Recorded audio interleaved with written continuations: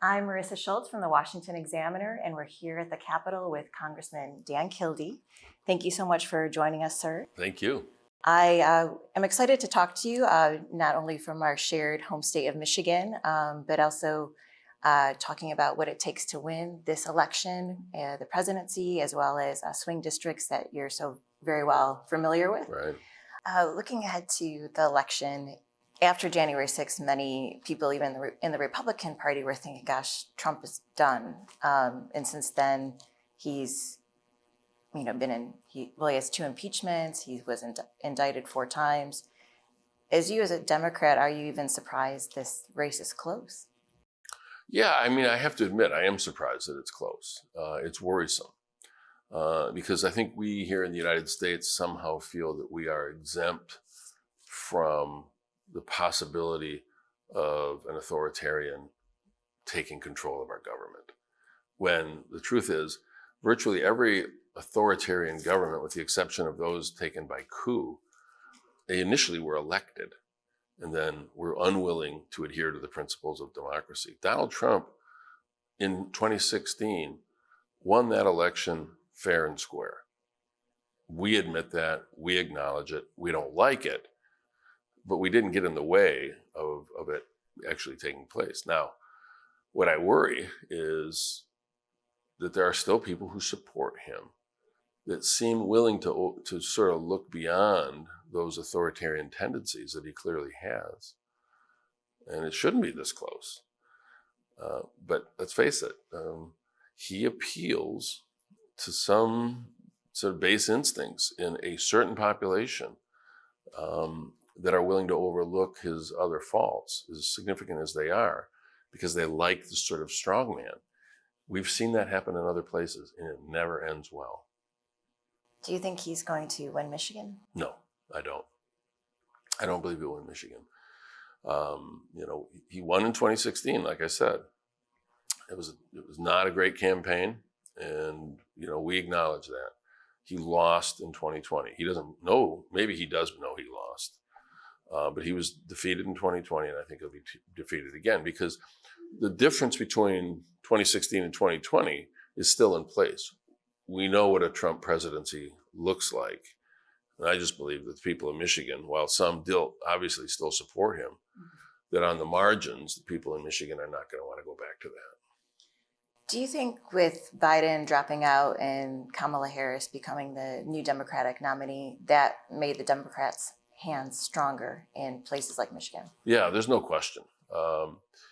We saw this sudden burst of enthusiasm, and that sometimes can be seen as just sort of a temporary thing, but it resulted in tens of thousands of new volunteers who are still engaged with this campaign. Hundreds of thousands of new, particularly small dollar donors, millions of them actually, that are still engaged with the campaign. Elections are won and lost on really thin margins, particularly in a place like Michigan. And the difference very often is traced to the number of people you have knocking on doors, making phone calls, talking to their neighbors. Not the big glitzy television ads or online ads or tweets or texts or whatever, but what we would refer to as the blocking and tackling of a campaign. That's where the margins are. So it's the level of enthusiasm and how that enthusiasm is translated to the work of a campaign. And so I see that as a big advantage that came out of the decision for President Biden to step back and Vice President Harris to become the nominee. You still have the uncommitted issue, too. You have people at the Democratic National Convention who came away really unsatisfied, and with Vice President Harris essentially taking the same position as President Biden has on issues of the Israel-Hamas war. Is there a risk of her not changing her policy and abandoning those voters who she may need in places like Dearborn and places, in other pockets of the state? Well, it's an interesting question for me because I disagree in part with the Biden administration policy on this question. I believe we should be more forceful with Israel in terms of insisting that the values that the U.S. represents have to be manifest in the support that we provide to any nation, Israel included.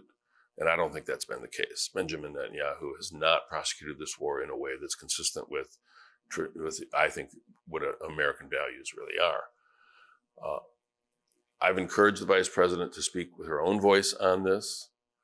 And even if it's a nuanced difference with President Biden's view, I think that's what could make a difference in terms of folks giving her a chance. And the reason I think it's important to have this conversation is that, let's be clear, for folks who are concerned specifically about this issue of Gaza, about Israel and Gaza, Donald Trump is not the solution to this problem. Donald Trump's approach is even more harsh, basically aligns with Netanyahu's approach, but is even more harsh than the criticisms of the Biden administration have revealed.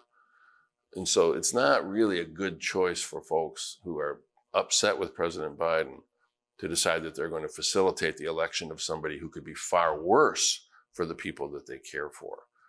I mean, it's not a good situation, because I don't agree with many of the Biden administration policies on this subject.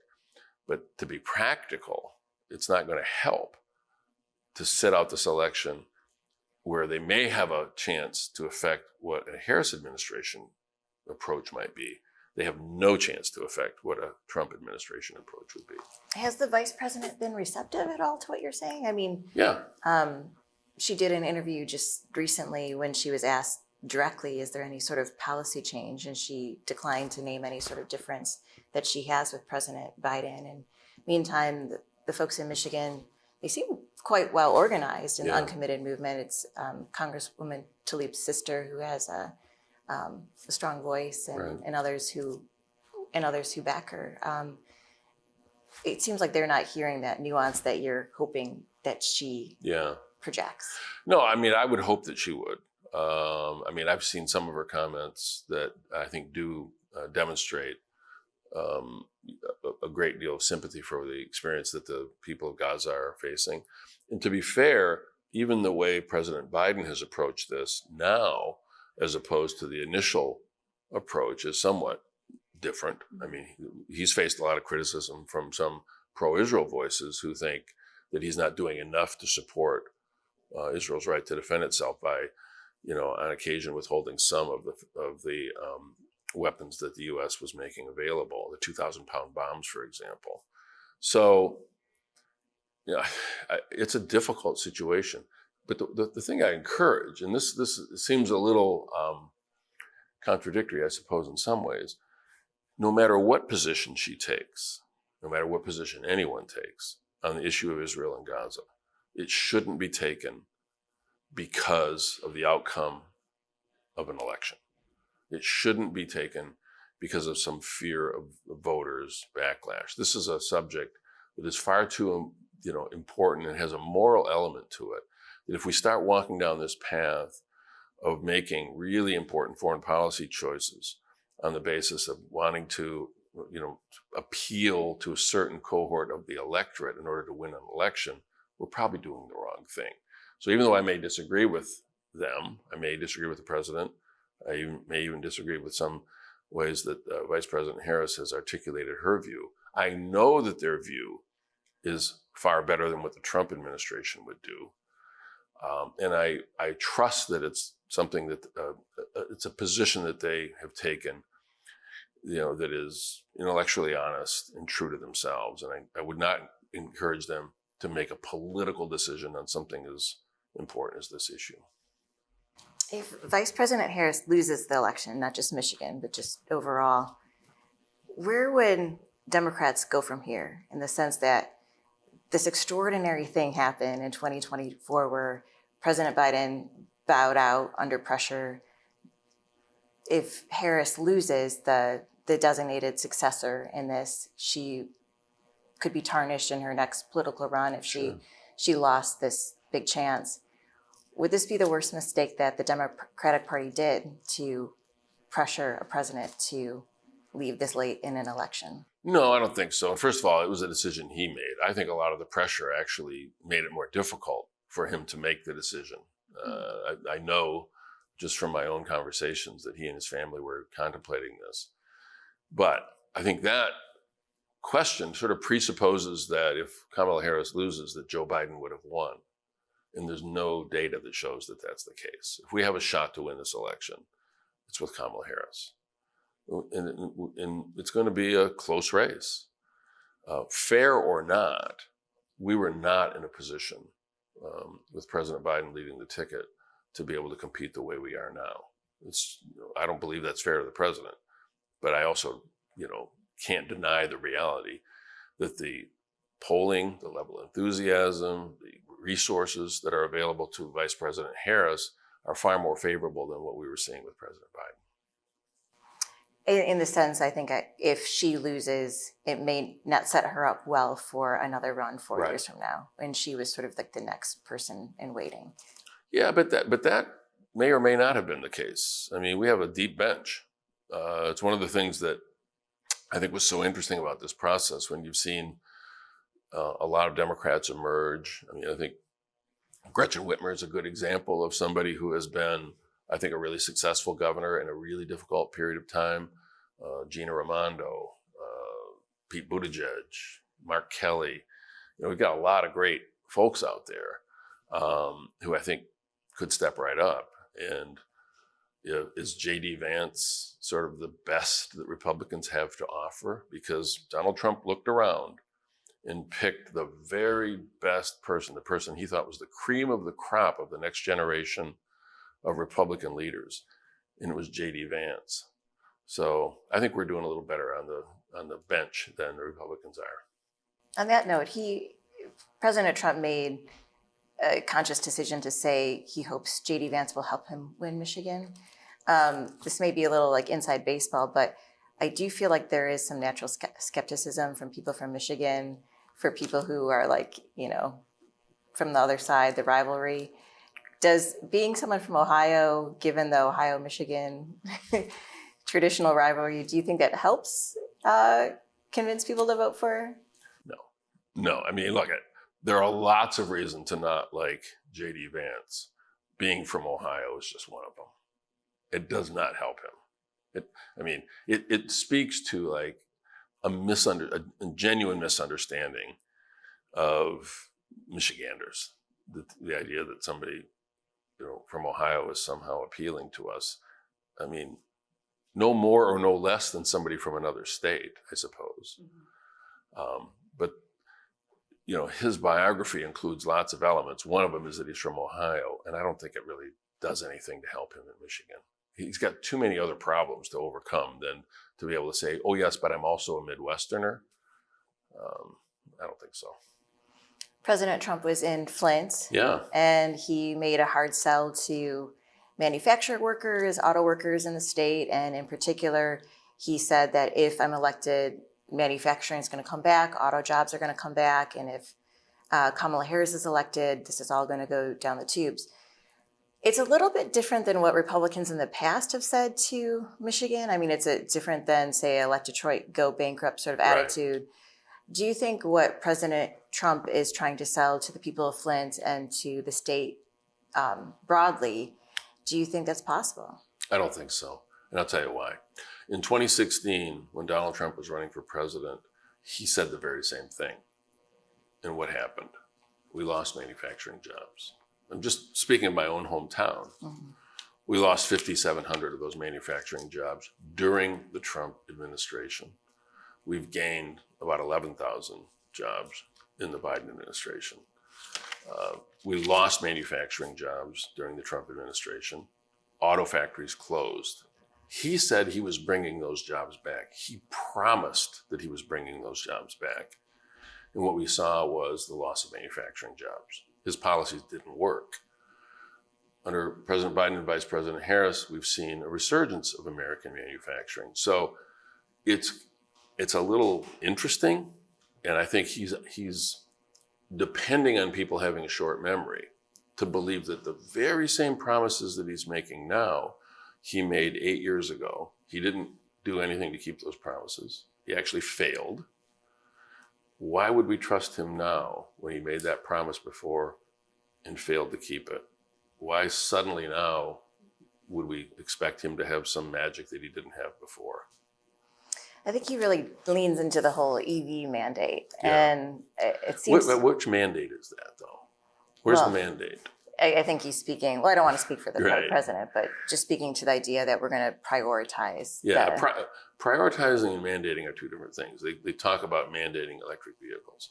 Here's the thing. Anybody with a rudimentary understanding of the last 50 years of the auto industry would understand that we've been through this before. In the early 1970s, there was a shift in consumer demand. There was a shift in the way autos were being produced to become much more fuel efficient. The US automakers didn't want to have any part of that, and they refused to engage. And we lost market share that we will never see come back again. And so what we're seeing now, what we're doing now is trying to see the future and meet it rather than cede that future to China. China is building more electric vehicles than anybody.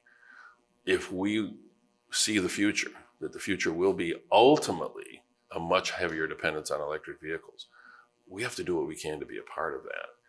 And when he tries to walk away from that, with the exception of somehow complimenting Elon Musk, who makes nothing but electric vehicles, I find it interesting.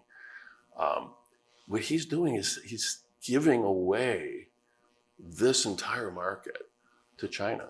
And I just think it's a huge mistake. Unions, though, especially rank and file union workers, seem to have resonated with that idea. And you have Sean Fain from the UAW wholeheartedly backing Democrats, but you also have other union members lower down that are a little bit more skeptical. And then you have, say, like the Teamsters president sort of playing it both ways. Who's he going to endorse, sort of leaving it up in the air. How big of a deal do you think the union vote is going to be for whoever wins? I think it's important, but I also think it's important to sort of respect union members in the sense is that, my entire community is affected by union workers and union jobs. But everybody in a union is not monolithic. They represent the broad spectrum of political views because they come from lots of different life experiences. And so I respect workers to be able to come to their own conclusions. So the real issue is not whether some auto workers support Trump. Clearly they do. Some auto workers will support Harris. The question is on the margin, just how does it fall? Does it fall more toward the Democrats or more toward Republicans? These are my neighbors.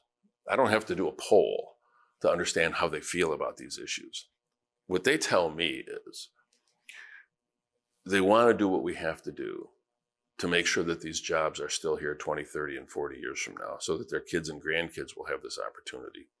But they just want to do it in a way that's smart, that's thoughtful, that recognizes that this transition should not be an abrupt, scary one, but one that makes sense, that's thoughtful, that's rational. And that's sort of the way we sort of engineered our policies, our manufacturing policies, to make sure that we protect what we have, but make sure that we don't give away the jobs of the next couple of decades by just pretending that the movement toward electric vehicles doesn't exist.